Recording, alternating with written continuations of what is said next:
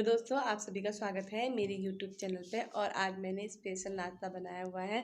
नाश्ते में मैंने बनाए हुए हैं भटके डुबके, जो खाने में बहुत स्वाद होते हैं। और मैंने कढ़ाई पे रखे हुए हैं बनने के लिए। ये बन रहे हैं कढ़ाई में, ये इस प्रकार से उबल रहे हैं और ये तैयार होने ही वाले हैं। और मुझे अभी सूट भी सिलना है। सूट आधा सिला हुआ है, वो तैयार करना है पूरा। आधा सलवार सिल चुका है, इसको अभी पूरा सिलना है। कल सिला हुआ था आधा, और पहले नाश्ता कर लेते हैं इस समय, फिर सिलेंगे उसको। इस डब्बे में रखा हुआ है काला नमक, और इसे बनने के बाद पहले थोड़ा काला नमक डाल देंगे, उससे भी अच्छी सी खुशबू आती है, स्वाद बढ़िया हो जाता है उसका। ये बड़ी सी प्लेट है, इसमें निकालूंगी भटके डुबके। ये इसमें डाल दिए हैं।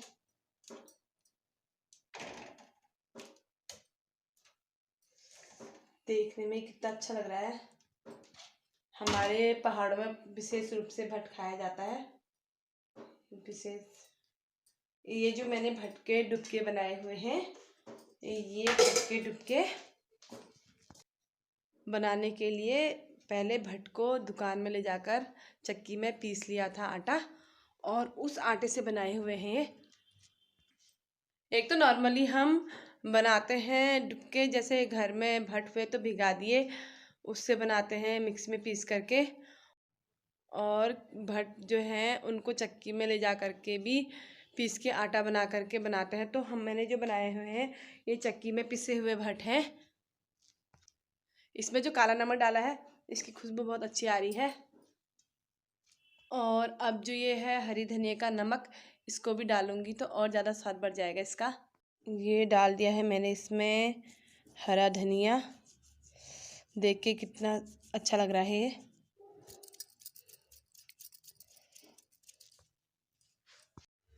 अब इसको खाएंगे और बड़े स्वादिष्ट हो रहे हैं।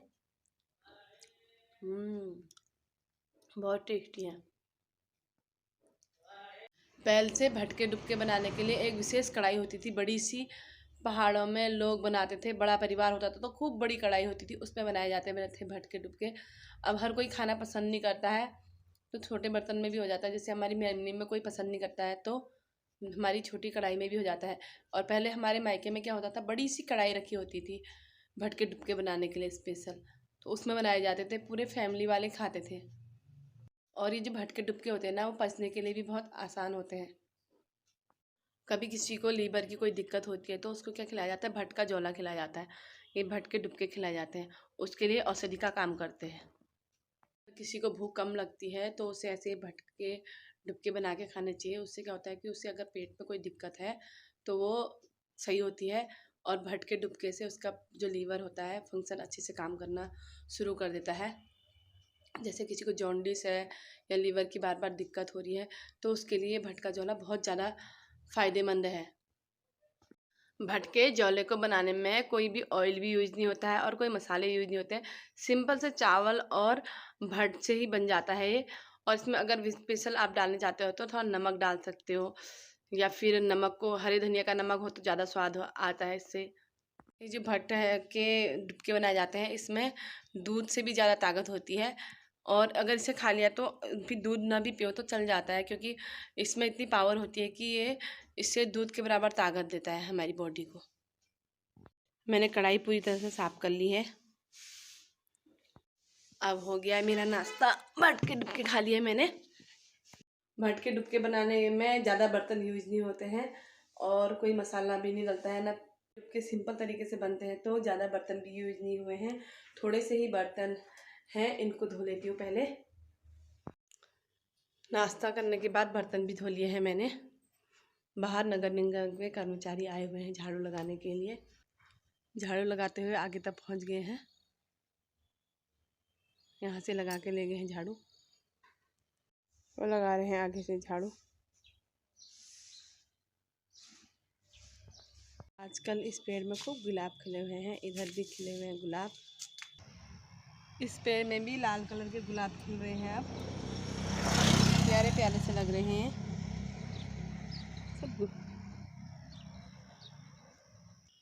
ये है धतूरे का पेड़ और इसमें अब ये बीज पक्का हो गया है। ये धतूरे के पेड़ दाना है और ये भी दाना पक्का हो गया है तो इसके बीज बाहर को निकल गए हैं और इससे अब नए पेड़ उग जाएंगे। यहाँ पर ये चने के पेड़ में चने के फूल आ गए हैं। ये अब इसमें दाने लगेंगे चने के पेड़ों में। और सरसों में भी अब दाने लगने लगे हैं, फूल लगे हुए हैं सरसों में। और ये है सरसों के दाने बनने के लिए, ये तैयारी हो गई है। मूली के पेड़ में भी फूल आया हुआ है और जो इसके जो होते हैं ना दाने वाली कोसी होती है जो, इससे बनती है टेस्टी टेस्टी सब्जी और कई रोगों को दूर करती है वो। ये है देखो बन रही है यहाँ पर ये। और इसके फूल भी बहुत अच्छे दिखाई दे रहे हैं, कितने प्यारे प्यारे लग रहे हैं। सफ़ेद और हल्के गुलाबी रंग के फूल हैं इसमें। और यहाँ मटर में भी फूल आया हुआ है। ये है मटर के पेड़ और इनमें आ गई है ये कोसी भी आ गई है, इसमें मटर लगेंगे अब। ये है मटर के पेड़।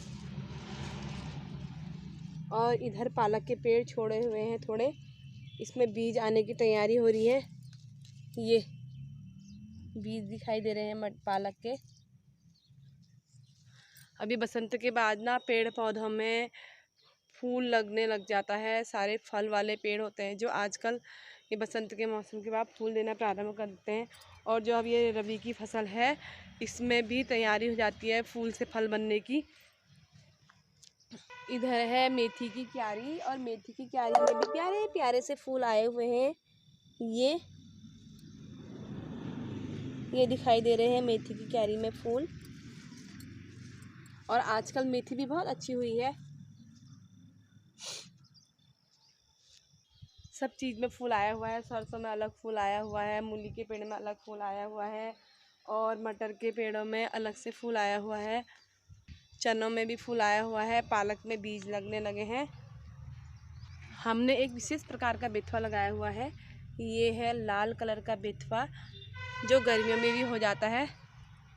एक बेथुआ तो होता है जो अपने आप जमता है खेतों में, और ये दूसरा बेथुआ ये है, ये इसको लगाते हैं और इतने बढ़िया बढ़िया सा पेड़ हुआ है इसका। और इसकी सब्ज़ी जो होती है बथुए की वो आयरन से भरपूर होती है। गेहूं के खेतों में एक घास होती है, उसे गुल्ली डंडा घास कहते हैं। वो इस प्रकार की होती है, ये इसकी बाली इस प्रकार की गुल्ली डंडे घास की ये घास होती है गेहूं के खेतों में। और सरसों के पेड़ों में बीज लगने लग गए हैं। मेरे पीछे जो क्यारी है वो अलग अलग फूलों जैसे पीले सरसों के और मूली के सफ़ेद गुलाबी ऐसे फूल दिखाई दे रहे हैं। बड़ी सुंदर लग रही है क्यारी। ये देखो कितना प्यारा सा लग रहा है क्यारी में। अलग अलग कलर देखने को मिल रहे हैं फूलों के। गेहूँ में भी बाली आने लग गई है। ये दिखाई दे रही है गेहूं की बाली। ये है कुछ पालक के पेड़ ऐसे होते हैं जिसमें बीज नहीं बनता है, इस प्रकार से बनते हैं दाने दाने जैसे। ये बीज नहीं होता है, इससे बीज नहीं बनता है। और इधर ये देखो पुदीना कितना अच्छा अच्छा हुआ है। थोड़े ही दिनों में अभी पुदीना हो जाएगा, इसकी चटनी बनेगी अब गर्मियों में। और इसमें से खुशबू भी इतनी अच्छी आती है ना, देखिए खुशबू कितनी अच्छी आती है। इसमें इसलिए पहाड़ से लाया हुआ है तो इसकी खुशबू ज़्यादा ही आती है।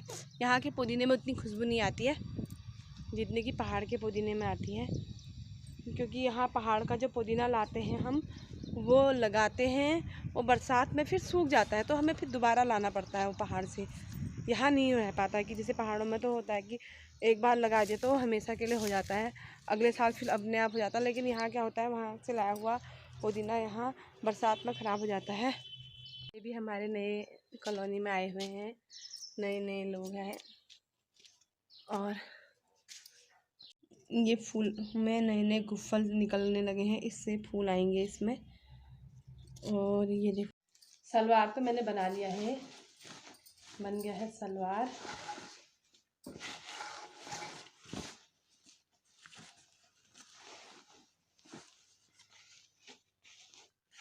सलवार की सिलाई कर ली है, पाँचे भी बना लिए हैं इसके बढ़िया करके।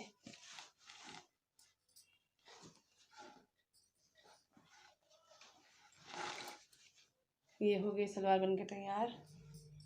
और ये अब मैंने सूट बनाना है। इस सूट का कपड़ा है, ये इसकी सलवार थी, कल ही मैंने इसकी कटिंग कर दी थी और आज ये सलवार बन करके तैयार है।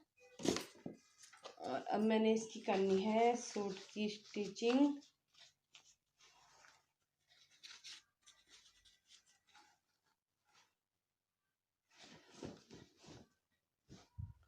ये बन गया है सलवार और इसको मैं अच्छे से रख देती हूँ। और मैंने ये सूट बनाना है।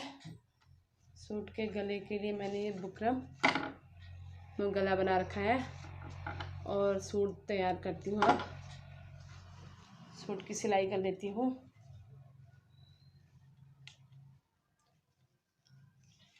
ये है पीछे का गला, तो ये पीछे के गले में मैंने कटिंग करी हुई है।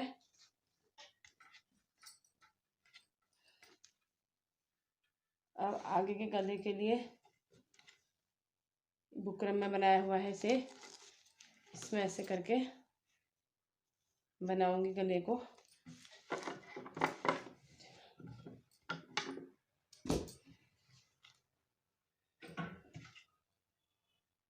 गर्मियों के मतलब का सूट है, कॉटन का।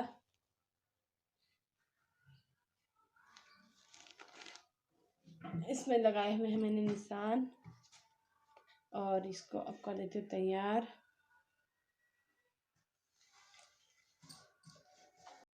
सुबह मैंने सलवार बना लिया था, ये सलवार बनाया हुआ है। और इस समय मैंने बनाया सूट,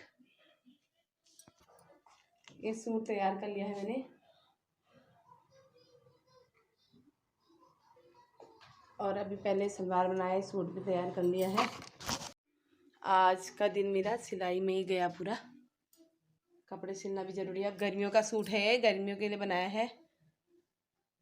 ये है इसका दुपट्टा, ये सूट है और ये सलवार है।